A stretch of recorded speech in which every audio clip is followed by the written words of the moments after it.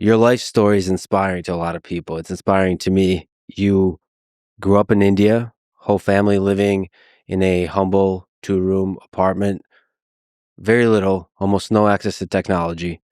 And from those humble beginnings, you rose to lead a $2 trillion technology company. So if you could travel back in time and told that, let's say, 12-year-old Sundar, that you're now leading one of the largest companies in human history, what do you think that young kid would say? I would have probably laughed it off. You know, uh, Probably too far-fetched to imagine or believe at that time. You would have to explain the internet first. For sure, computers to me at that time, I was 12 in 1984. So probably, by then I had started reading about them. I hadn't seen one. What was that place like? Take me to your childhood. I grew up in Chennai. It's in south of India. It's a beautiful, bustling city. Lots of people, lots of energy. Simple life. Definitely like fond memories of playing cricket outside the home. We just used to play on the streets. All the neighborhood kids would come out and we would play till it got dark and we couldn't play anymore barefoot. Traffic would come. We would just stop the game. Everything would drive through and you would just continue playing, right? Just to kind of get the visual in your head. Pre-computers was a lot of free time. Now that I think about it, now you have to go and seek that quiet solitude or something. Newspapers, books is how I gained access to the world's information at that time, you will. My grandfather was a big influence. He worked in the post office. He was so good with language.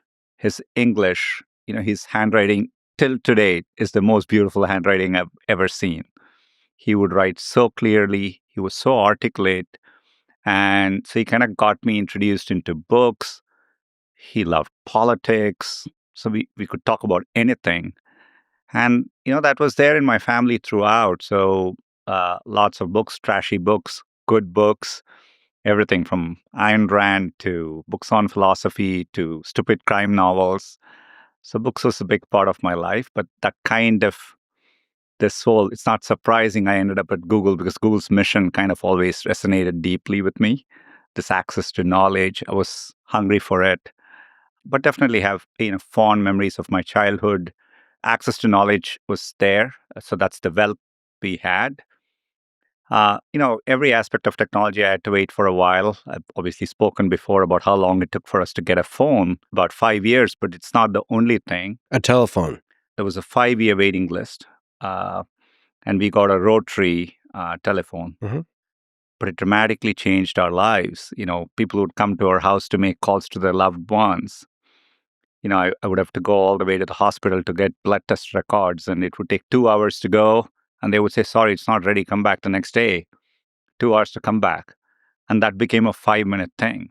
So as a kid, this light bulb went in my head, this power of technology to kind of change people's lives. We had no running water. It was a massive drought. So they would get water in these trucks, maybe 8 buckets per household. So me and my brother, sometimes my mom, we would wait in line, get that and bring it back home. Many years later, we had running water and we had a water heater and you could get hot water to take a shower. For me, everything was discreet like that. And so I've always had this thing, first-hand feeling of how technology can dramatically change your life and the opportunity it brings.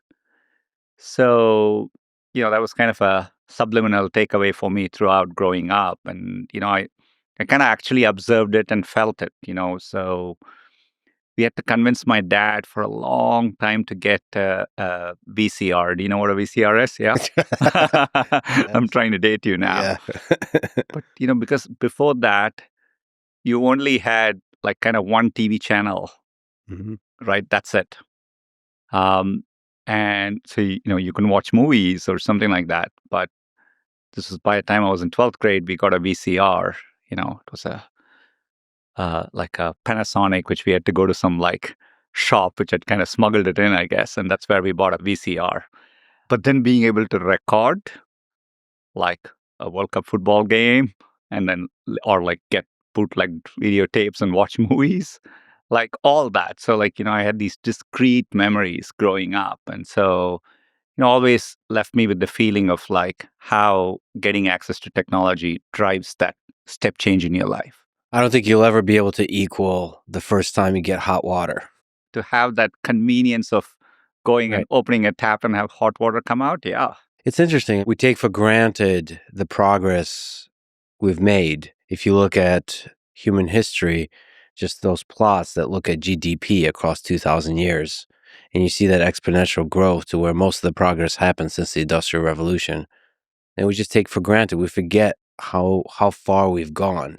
So our ability to understand how great we have it and also how quickly technology can improve is quite poor. Oh, I mean, it's extraordinary. I go back to India now, the power of mobile.